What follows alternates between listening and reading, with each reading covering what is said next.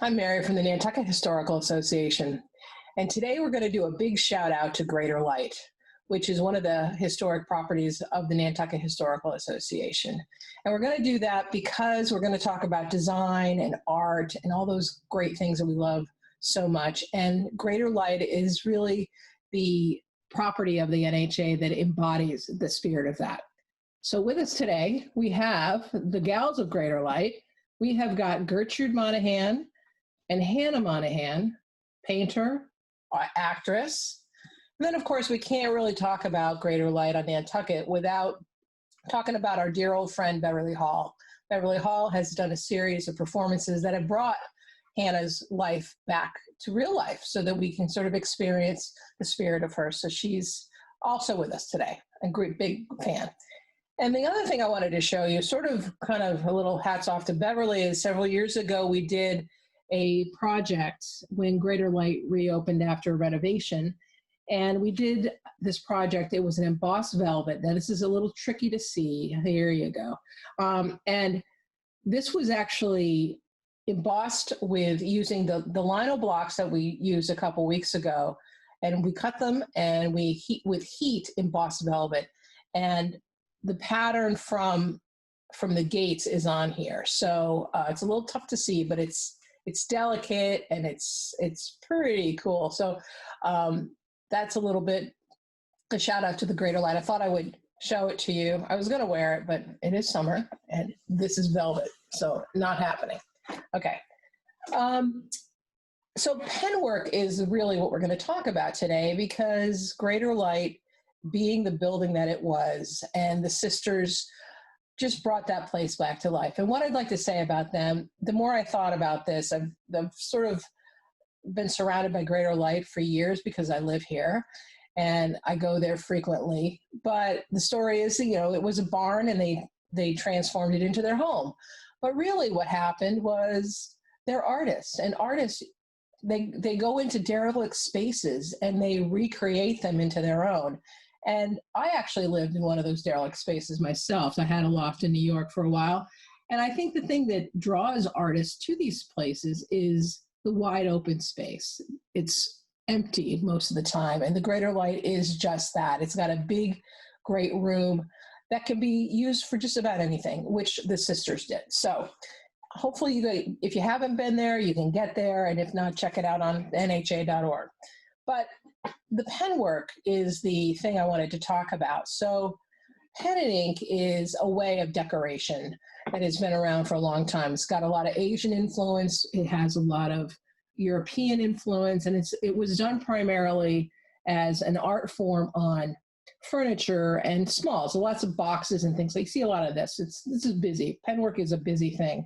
And it's one of my preferred forms of decorating. I'm a big fan of it. Anyways, what I usually do is, well, let me back up a little bit. The penwork was often done as a stand-in for inlaid ivory. So the top of a box would be possibly painted with a gesso and smoothed out really fine, and then drawn with pen and ink to simulate scrimshaw. So you could do a little inlay on top of a box, and a box like this has, it's drawn right on the wood, and then the inlay on top is done on a gessoed background. So that was really a lot of the impetus to it. But I've actually taken it to a different place, and I tend to draw on white. That's my preferred. You can draw straight on wood, which is also really nice. But this little frame here, this is all inspired by the scrimshaw in the NHA collection. These are corset busks, and these are the imagery that is on them. And there's a lot of them, and I find them really interesting, and there's endless amounts of things you can do. So this is actually a class that we are working on. I'll show you the sample. But it's great because you can sort of, customize it here. This drawing here of the hands, is, if you can see that, it's actually a carved piece of ivory. So we did a little drawing of that. So I tend to lean towards this kind of motif. However, I'm going to show you some other places that you can get some inspiration. This also is a game board with some of the motifs from the scrimshaw with a border that I designed. So we did this also in a class at the 1800 house. And the nice thing about this is you can actually, with your ink, you can use a paintbrush, and you don't always have to use a pen. But let me show you a few places where you can get some inspiration. I tend to go to history. I like to look at objects that have pattern and motifs on them that I get inspired by. And I also use this a lot. There's a lot of copyright-free material out there. This is all florid ornament. As you can see, it's been well used and kind of fallen apart. But there's all kinds of business in here that has its ornament, its moldings, it's all kinds of things that you can get some ideas from.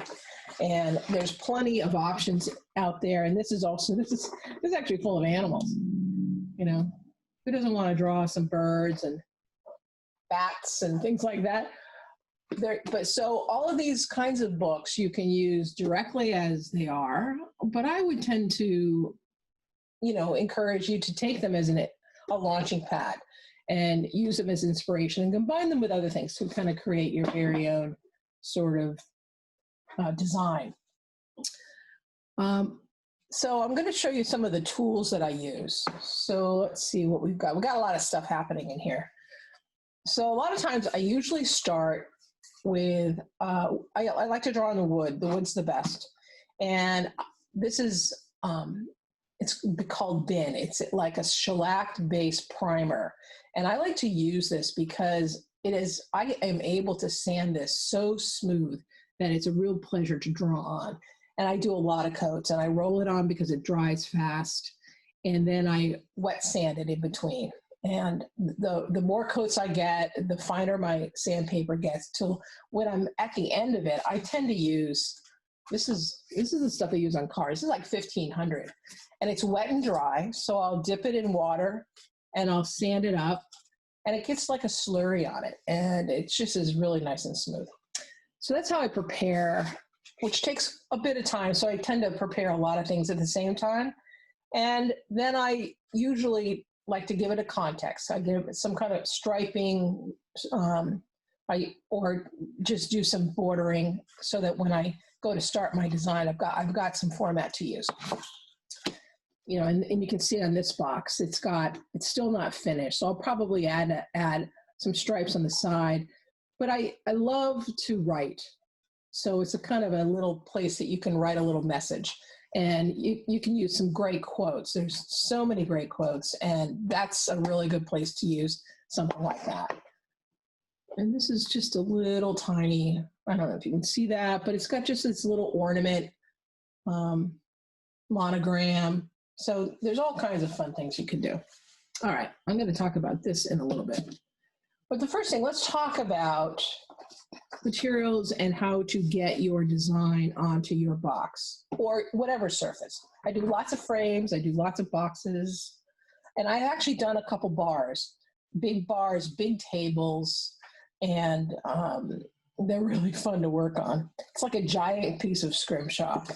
And so anyways, so I start out with a box, and this is going to be impossible to see because it's white. But there is a design here, and it's on a piece of Xerox paper, and I taped it down. And I'm going to use carbon paper. So there's a lot of carbon paper out there. This comes in rolls. It's wax-free is what you want. And I'm going to slip that under here. And I usually just draw the bare minimum. And let me show you. Do I have it here? Yes, here. Here's what I refer to as the bare minimum. If you can see that, I've just drawn really the outline of the shapes because I don't want to get a lot of carbon on my box. It kind of gets all messy. And I just need a roadmap. I don't need all the details because then I have my other drawing that I've done to refer to. So when I start my pen and ink. So that's kind of what I do. I put this underneath and I will draw it down. And I did this and I wanted to show you, but it's so light, which is perfect because I don't want a lot of carbon on my box, but you can't see it. So there you go. Sorry about that. The other thing you can do is you could make your own carbon paper, take a soft pencil 2B, 4B, and just really give it a good coating on a piece of regular paper. or on the back of your design. And you can then go ahead and trace your design down and your design will be there, okay? So that's how you get it onto the box. The other thing you're gonna need is, these are some patterns. So I usually draw up my patterns before I'm ready to go and sort of pick and choose what I'm gonna use. Then, here's a few things. So let's see. Here's a frame. So I have a class coming up, and it's like the frame that I showed you before, and it's got all of the busks on here, those little scrimshaw, little motifs. And what's fun about them is when I give the pattern, you can sort of mix and match and choose the ones that you like. And then you can also do your monogram. You can write something up here. You could do the island up here. I haven't quite decided. I might just do Votes for Women. I have this drawing that I have done that would be really fun up here. And it's a little mirror, so it's a real sweet project.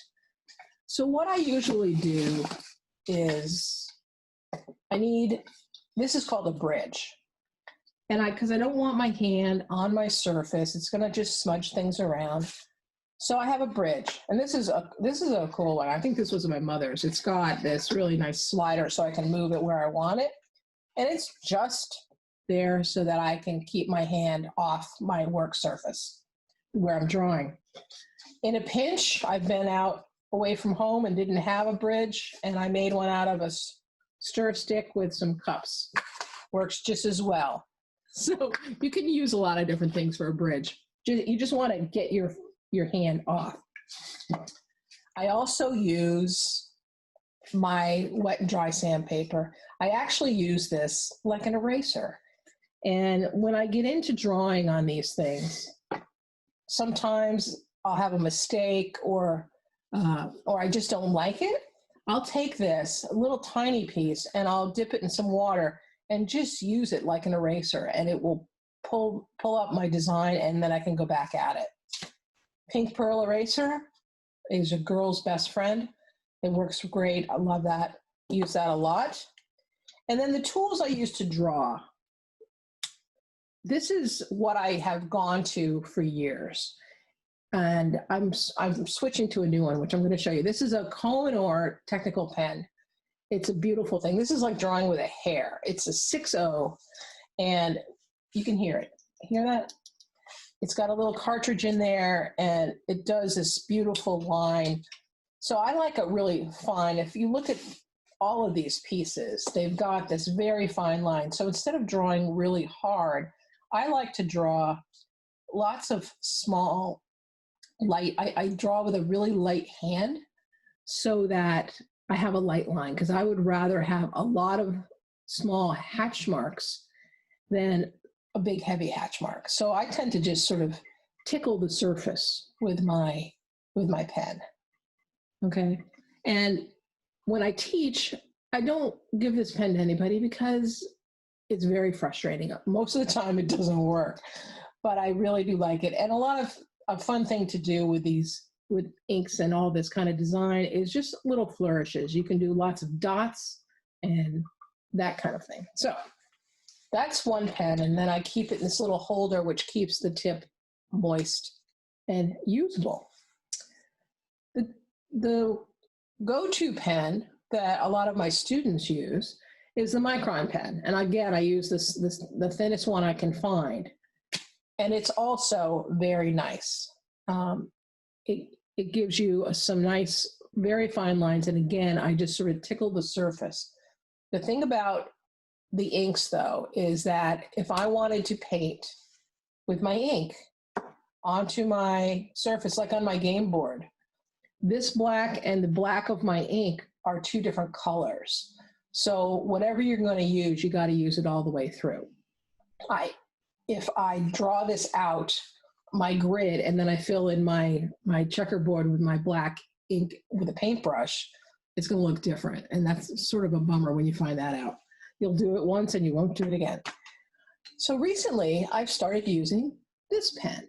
Now, this is just a pointed pen. It's used for calligraphy. There's a million kinds of points and things that you can use. And I've used them in calligraphy, and I've decided that I wanted to really try to make it work here. And I found I've had great success. So that's going to be my next frontier. And the inks I like to use are, they're permanent inks, so they're waterproof. So this is actually an acrylic ink. It's like it's ink. It has a consistency of ink. It's made by Dollar and Rowney. And then here's a Higgins ink. It's called Black Magic.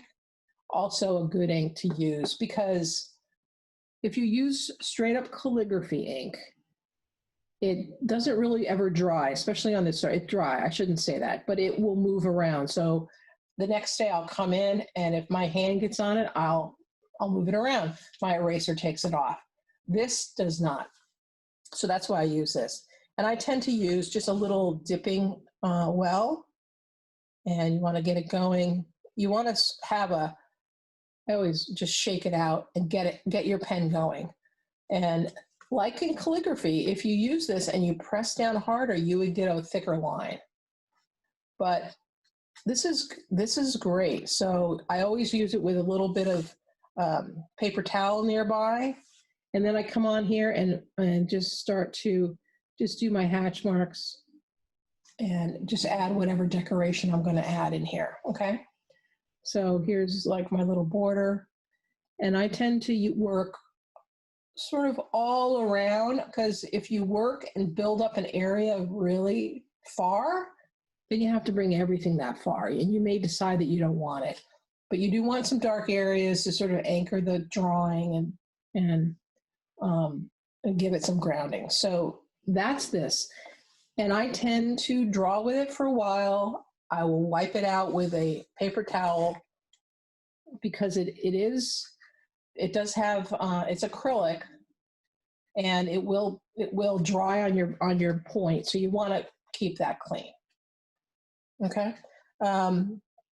Let's see. The other thing I wanted to show you, which is on this, you can see it on here really well, is I'm going to add it to this frame, which you're not going to be able to see. But on here, I did this drawing of these shells, and then I took some ink, and I took a little bit of matte medium and a tiny, tiny bit of ink, and it's actually a little bit of colored ink, so it's like got a blue cast to it. So even though it's black and white, it's got a little bit of color to it. And I use that on my brush, so there's very little ink, but it's mostly matte medium, and I move the color around to sort of give some background here, and it adds a really nice depth to the piece. And I'll do that the same on here, and unfortunately you're not going to be able to see it too well, but it will give some shading to, especially in my hands here. I did it on there, and you might be able to see it on this one. There's a little bit of blue in here as well. So I'll do the drawing, and then I'll add a little bit of wash with my brush. And so here's a little bit here. I've got this ink that I sort of mix two colors together. I mix a black and a blue. I'm sort of inspired by John Lochtefeld, who is a local artist here. He's a printmaker, and he always prints his etchings in this beautiful indigo ink. It's almost black, but it's not. So I'm just going to come in here, and I'm going to, if I have too much, I can take some off, and I'm just going to come in here and give a little shading, a little shape to this. And it really adds a great, nice volume to this. Gives it a little bit of shape, gives it some round. All right. Let's see what else. Oh, here I have another tool. This is also a favorite tool. This is a gridded ruler. This is actually for sewing, but it's perfect because it has two things going for it. It takes a little getting used to, because it's clear and you're trying to find the marks on it, but it's got a centering. So here in the middle is a 0. So if you're trying to find the center, you can find that center, put the 0 there, and so you can work on your design. And it also, you can kind of come in and say, well, I want this to be, a 1/4 of an inch in depth. So I'll just slide my ruler, 2 squares this way. And it's very handy. And so I use this a lot, and they take a beating. So I have a lot. I think I have stock in this product. So I think those are my favorite tools. My bridge, my gridded ruler, a couple pens, pencils. Always love a sharp pencil. Always have to have a sharp pencil. And so come take a class at the 1800 house. We're going to do some pen work this year. We're going to do this project where you can do any pattern you want, or you use the pattern that we provide. So the nice thing about this, and then I'll stop talking, is the drawing aspect of this. Once you get your pattern down, it's very meditative. And I think that's why I enjoy it so much, because once it's like a good book, after the first few chapters, you're in it and you're invested. So, and this project, it's the kind of thing that once you get going, it just takes you and the hours slip away, and you just keep drawing, and I think that's why they're so busy, because you keep adding. Anyways, it's fun. I hope you enjoyed it. Thank you, Hannah, Gertrude, and Beverly, for being here today, and have a great day. Summer is here, so get out in the gardens and take a look around. And if you're on Nantucket or coming, take a walk through the Greater Lake Garden. There's nothing better. And look at all the pattern and the beautiful, the lights in the windows and all the things that are there that are so inspiring that they have left for us. Okay? Have a great day, everybody. Bye-bye.